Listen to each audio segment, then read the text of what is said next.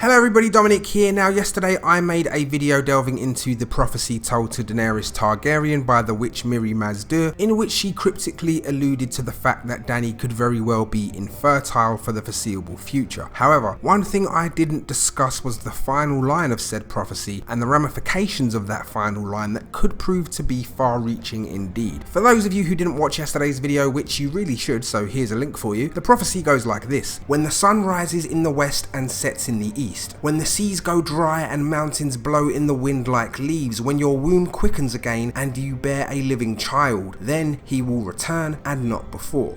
Now, we already analysed pretty much the bulk of this text and how it pertains to Daenerys, but the line that we want to focus on today is this one: then he will return and not before. Who is he?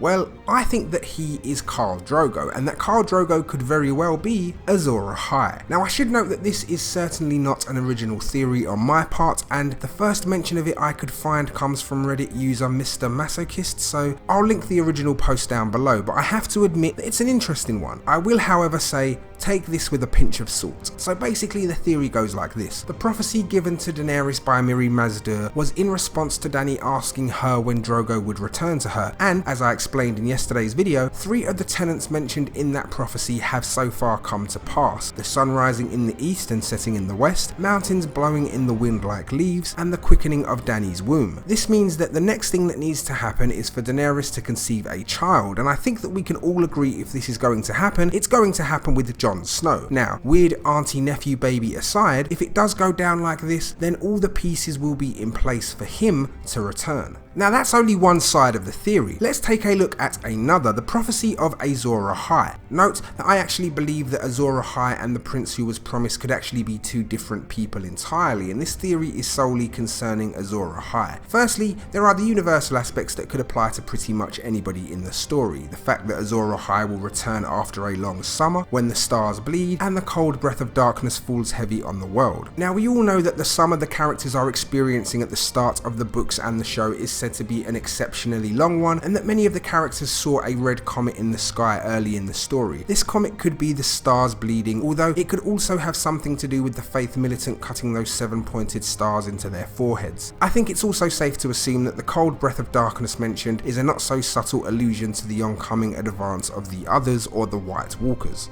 Now we get into the tricky ones. He shall be born amidst smoke and salt. Now, the rational and clear thinking among you would come to the reasonable conclusion that this pertains to the Isle of Dragonstone, given its geological and topographical makeup. But there are those of us out there with tinfoil hats shiny enough to think that maybe this is a red herring, and that maybe the smoke and salt mentioned could actually be referring to a funeral pyre such as the one upon which Khal Drogo was burned. The smoke obviously comes from the flames, and the tears being those of Daenerys. Now, yes, before you get your pitchforks out, I'll admit that this one is a long shot, but if Drogo is to be resurrected like the fabled phoenix of yore, then technically his death would be considered the start of his new life and the beginning of his rebirth. Then there's the he shall wake dragons out of stone. Well, he's already done this. After all, it was Khal Drogo's blood sacrifice used in the ritual that allowed Dany's dragons to emerge from petrified eggs. The last big one is, and he shall draw from the fire a burning sword, Lightbringer. This is the one that is basically yet to happen, as I suppose he needs to be reborn before he can emerge with a kick-ass flaming sword. It does mean, however, that if Drogo does return as Azor Ahai, that would make Daenerys Targaryen his wife Nissa, whom Azor Ahai stabbed with Lightbringer in order to make it so awesome. Something tells me Drogo coming back to life to murder the story's main strong female lead wouldn't go down so well, but hey, anything could happen. Anyway, to answer the question, is Drogo Azor Ahai?